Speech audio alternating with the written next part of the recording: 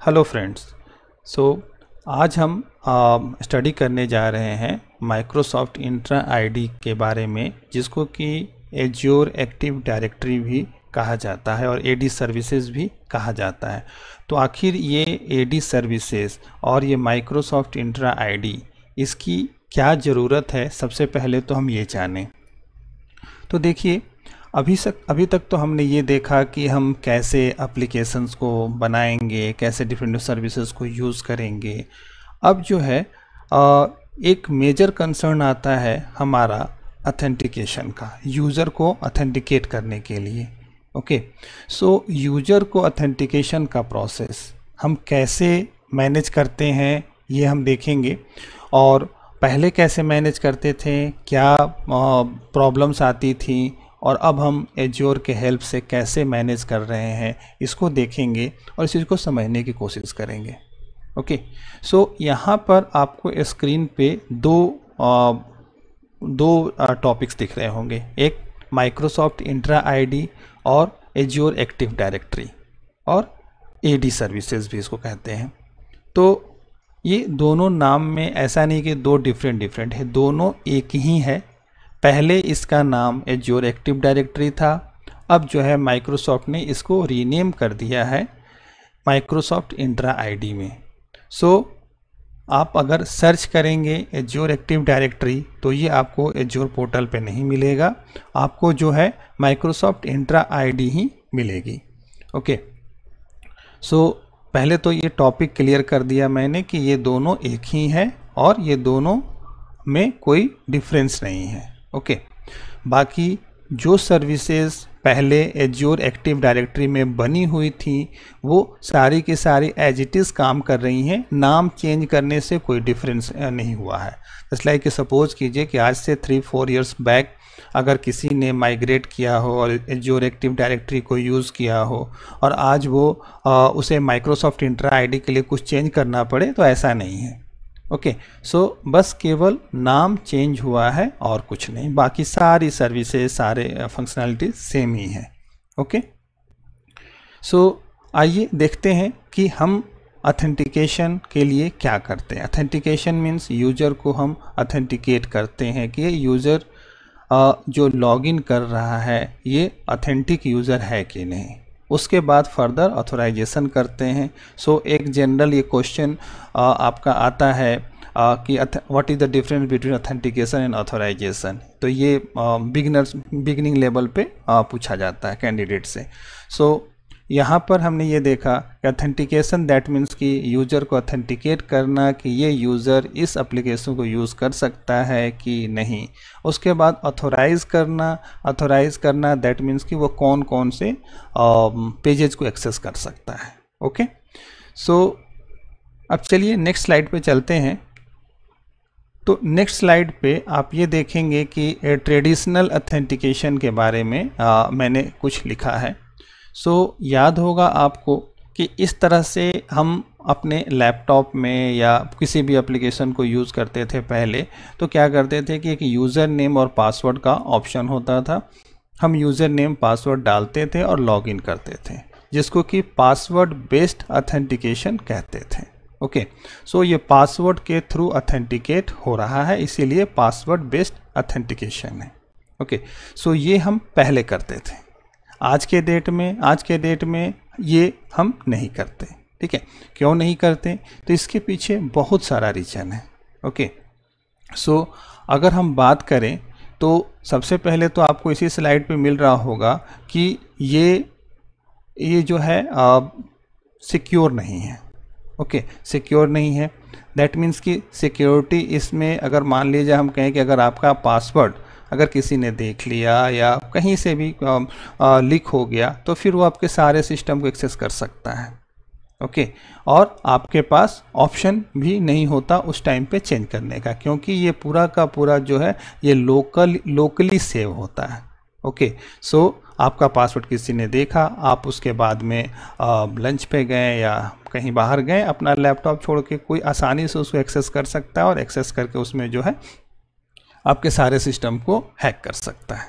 Okay, सो आइए हम further आगे चलते हैं और ये देखते हैं कि आखिर कौन कौन से इश्यूज हैं ट्रेडिशनल ऑथेंटिकेशन में।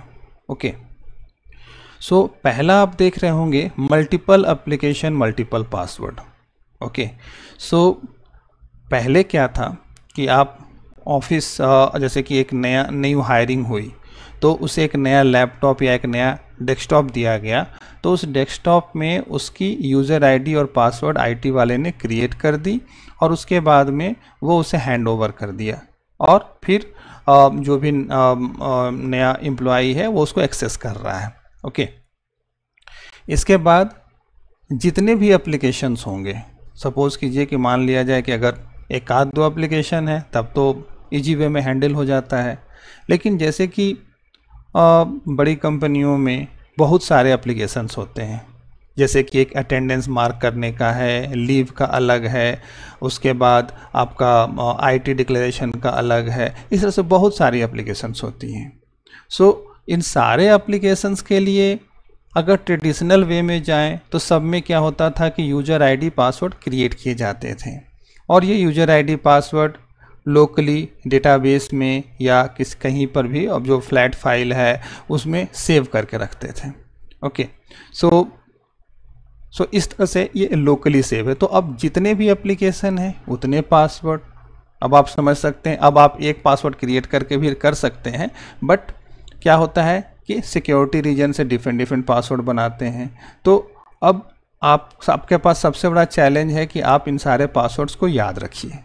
अगर आप याद नहीं रख रहे हैं तो फिर हमेशा आपके पास फॉरगेट पासवर्ड और ये का ऑप्शन रहता है। ओके, सो ये डिफ़िकल्ट हो गया मेंटेन करने में। ओके, लैक ऑफ सिक्योरिटी आपको बताया कि ये लोकली सेव हो रहा है। तो आपका लैपटॉप है, आप यहाँ पे काम कर रहे हैं, अब आप तो लैपटॉप पे सामने देख रहे हैं, पीछे से कोई बंदा आया, आपने जो टाइप किया वो उसने देख लिया, उसके बाद में आप लैपटॉप अपना डेस्कटॉप छोड़ करके गए, वो आसानी से लॉगिन करके आपका सारा डेटा देख सकता है।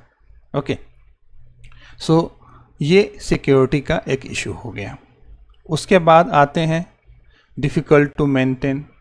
अब देखिए मेंटेनेंस में अब आप समझ लीजिए कि अगर मान लिया जाए कि अब आपका पासवर्ड एक्सपायर्ड हो गया। ओके, आपका पासवर्ड एक्सपायर्ड हो गया, सो हो सकता है कि आप 4 दिन छुट्टी पे थे, बीच में आपका पासवर्ड एक्सपायर्ड हो गया, आपने नोटिफिकेशन पे ध्यान नहीं दिया, अब आपका सिस्टम जो है आपको लॉगिन करने नहीं दे रहा है। तो जब लॉगिन नहीं करने दे रहा है तो आप कैसे लॉगिन करेंगे? ओके, सो अब प्रॉब्लम यहाँ पर ये हो जाती है कि हम फिर सिस्टम में जब तक लॉगिन नहीं करेंगे तब तक हम किसी ऑफिस के दूसरे नेटवर्क में नहीं जा सकते, किसी दूसरे बंदे से हम बात नहीं कर सकते कि आईटी वाले से कि कैसे हमारा आप ये ठीक होगा। ओके, सो चाहे पासवर्ड एक्सपायरी हो या किसने कब लॉगिन किया है, किस आईपी से लॉगिन किया है, ये सब अगर देखना हो तो ये बहुत ही मुश्किल हो जाता है। ओके, नेक्स्ट इसमें एक मैंने लिखा है डिले इन ऑनबोर्डिंग।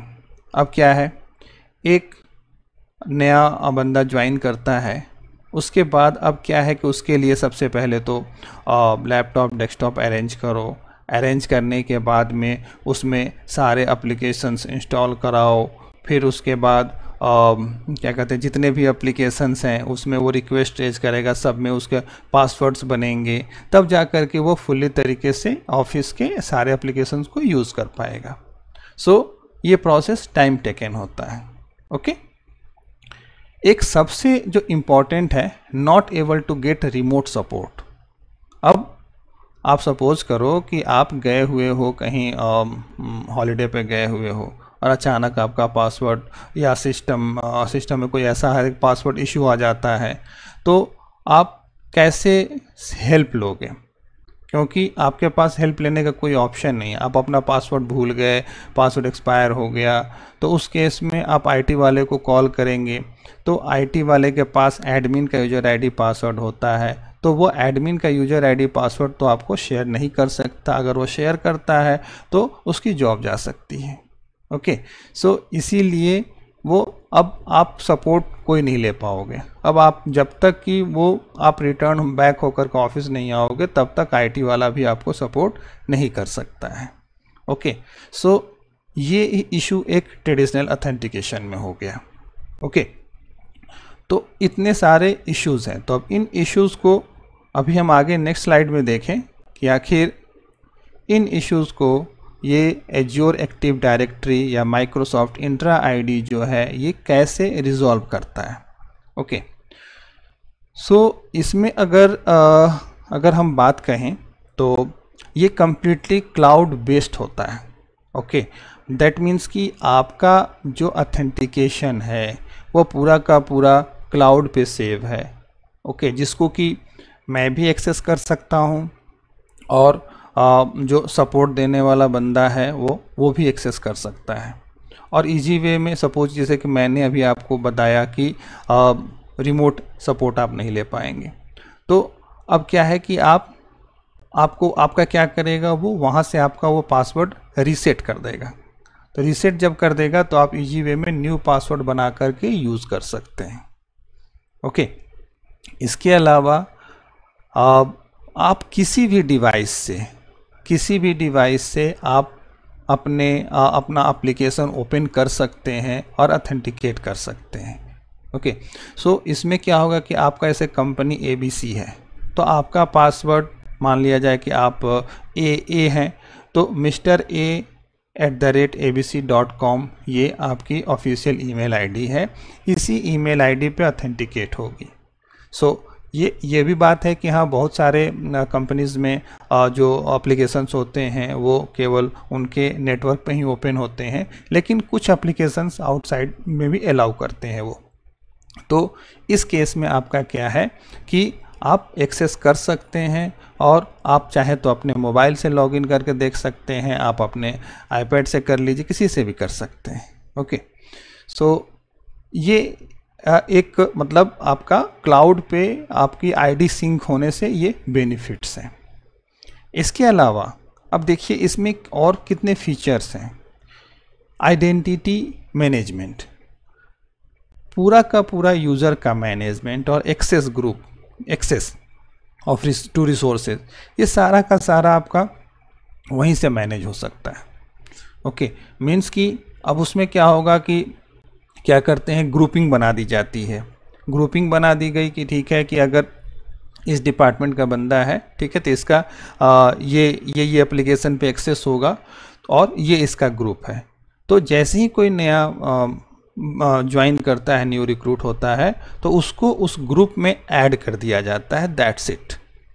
तो इजी वे में आपका आइडेंटिटी मैनेज हो रहा है, आपको सारे एप्लीकेशन का एक्सेस बस तुरंत मिल जाता है। इसके अलावा देखें तो आपका सिक्योरिटी भी हो गया, क्योंकि ये पूरा का पूरा मैनेज है। तो पूरा जब क्लाउड पर चला गया तो आपका मैनेज करने का कोई मतलब ही नहीं बनता। ये सारा कुछ जो है मतलब सिक्योरिटी संबंधी रिलेटेड चीज़ें ये क्लाउड सर्विस प्रोवाइडर ही देखता है। ओके, अब इसके बाद नेक्स्ट जो हमारा है सिंगल साइन ऑन। तो सिंगल साइन ऑन तो आजकल काफ़ी पॉपुलर है, सभी लोग जानते हैं, सभी लोगों ने एक्सेस भी किया होगा।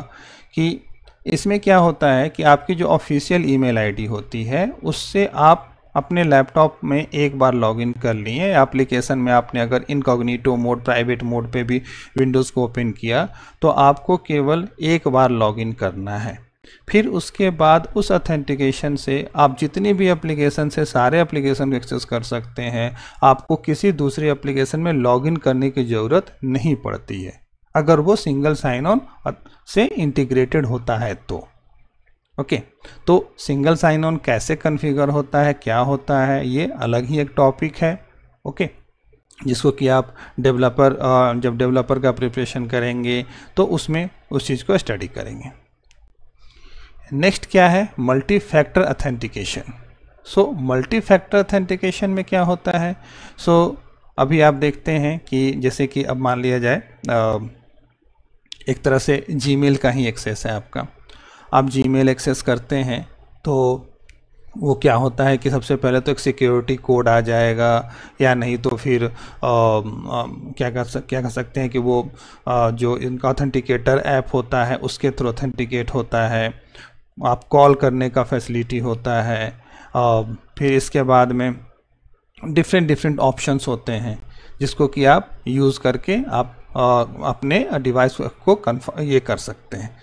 जैसे कि अगर आपका मोबाइल में आपने जीमेल कॉन्फ़िगर कर रखा है, आप यूजुअली क्या करते हैं, अपना मेल यहीं चेक करते हैं, लेकिन आप अपना डेस्कटॉप पे ओपन नहीं करते। ओके, सो आप किसी दूसरे लैपटॉप पे जा कर के जब आईडी डाल करके जब लॉगिन करेंगे, आईडी पासवर्ड भी डालेंगे, ठीक है, या आईडी डालेंगे तो वहाँ ऑप्शन आता है कि आप ये मोबाइल पे ओटीपी के थ्रू लॉगिन कर लीजिए। ओके, सो आपका ईमेल आईडी, आपका मोबाइल नंबर, ये सब कुछ सेव है वहाँ पे।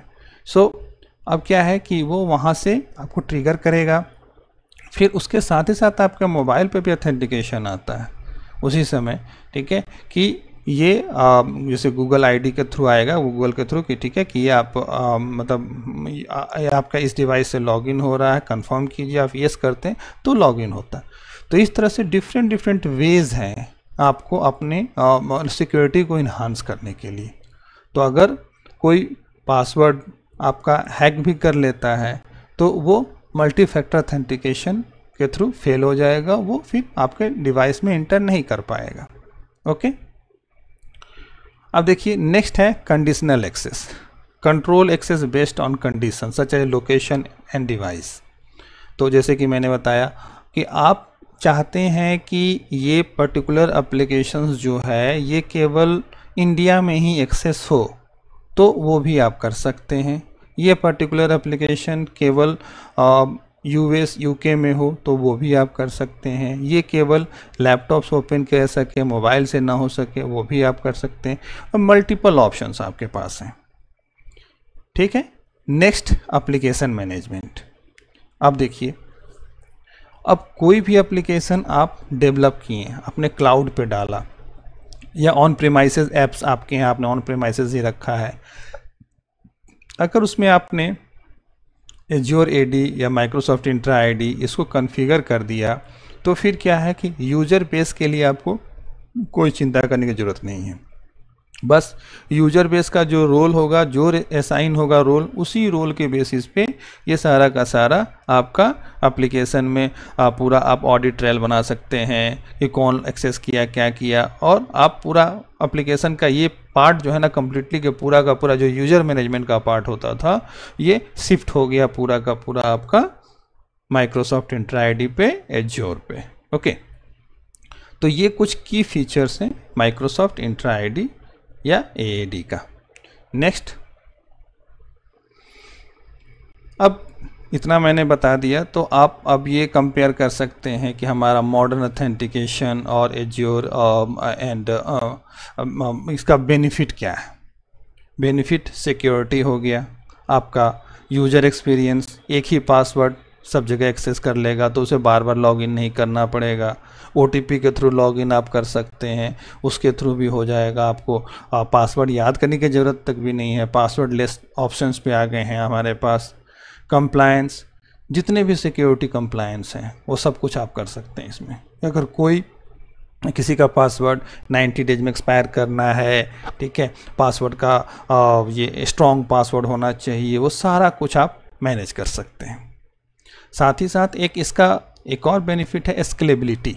स्केलेबिलिटी तो हर जगह आ गई है एज्योर एडी में रहने से, एज्योर में रहने से। सो आपके पास large scale cloud based environment है, तो जब ज़्यादा यूजर्स आएंगे तो एज्योर एडी भी क्या है, वो भी तो एक सर्विस ही है, वो भी तो एक जगह पे डिप्लॉयड ही है। तो जब ज़्यादा आएंगे तो उस केस में वो क्या होगा कि वो रिप्लिकेट होगा, स्केलेबिलिटी उसकी मतलब स्केलिंग होगी उसकी। सो इससे क्या होगा कि यूजर को फास्ट एक्सेस होगा, यूजर एक्सपीरियंस बेटर होगा। ओके, सो ये कुछ बेनिफिट्स हैं आपके एज्योर एडी को लेने पे। इसके बाद देखें नेक्स्ट, अब आता है क्वेश्चन कि आखिर ये intra ID, Microsoft Entra ID जो है, इसको यूज़ कौन करता है। तो ऑब्वियसली हम तो यूज़ करते ही हैं एज ए यूजर्स, जो कि थर्ड पॉइंट पे लिखा है। इसके अलावा आईटी एडमिनिस्ट्रेटर्स, आईटी एडमिनिस्ट्रेटर्स का जो रोल है ये है कि कौन से एप्लीकेशन, कौन से रिसोर्स पे, किस बिजनेस रिक्वायरमेंट के लिए हमें किस लेवल का एक्सेस देना है, ये सारा कुछ एडमिन का पार्ट है। ओके ऐसा नहीं कि जैसे कि अब एक्सेस लेवल जब आप पढ़ने जाइएगा तो एक उसमें कंट्रीब्यूटर रोल होता है, एक रीडर रोल होता है, बहुत सारे रोल होते हैं। कंट्रीब्यूटर रोल जिसको दे दिया वो सब कुछ कर सकता है, रिसोर्स को डिलीट भी कर सकता है। तो ऐसा तो नहीं कि जो भी बंदा ज्वाइन कर रहा है उसको हम कंट्रीब्यूटर एक्सेस दे देंगे, नहीं। वो डिपेंड करता है कि हमें उसे किस लेवल का एक्सेस देना है, हम उतना ही एक्सेस देंगे किसी भी एप्लीकेशन में। ओके, फिर आते हैं ऐप डेवलपर्स। ऐप डेवलपर्स को तो चाहिए ही, क्योंकि उनको सिंगल साइन ऑन इंटीग्रेट करना है, एप्लीकेशन टेस्ट करना है, और इसके अलावा जो एग्जिस्टिंग अगर माइग्रेट कर रहे हैं तो एग्जिस्टिंग यूजर्स के क्रेडेंशियल्स को वहाँ पे आपको सिंक करना है। तो इस तरह से ऐप डेवलपर्स को तो चाहिए। यूजर्स को भी चाहिए, क्योंकि उनको पूरा आइडेंटिटी उनकी वहीं से मैनेज हो रही है। उसके अलावा even password reset option, self service, सब कुछ वहीं पे मैनेज हो रहा है। ओके, फोर्थ जो है वो अलग है कुछ, ऑनलाइन सर्विस सब्सक्राइबर्स। जैसे कि माइक्रोसॉफ्ट की बहुत सारी सर्विसेज हैं, ओके, उन सर्विसेज को आप एक्सेस करना चाहते हैं, तो उस केस में आप, अब वहाँ कोई बैठा तो नहीं है आपका यूज़र बनाएगा, आप क्या कर सकते हैं कि आसानी से अपना अकाउंट क्रिएट कर सकते हैं और क्रिएट करके उन सर्विसेज को एक्सेस कर सकते हैं। फिर उसके बाद अब उसमें फिर ऑप्शन आता है किस चीज़ का, कि क्या करें हम, ये कैसे इसको मैनेज करना है।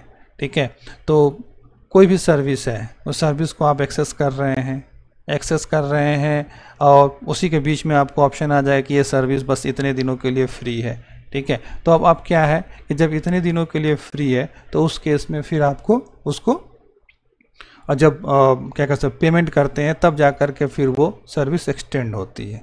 तो ये सारा कुछ मैनेज हो सकता है आपके माइक्रोसॉफ्ट इंट्रा आईडी के यूज़ करने से। ओके,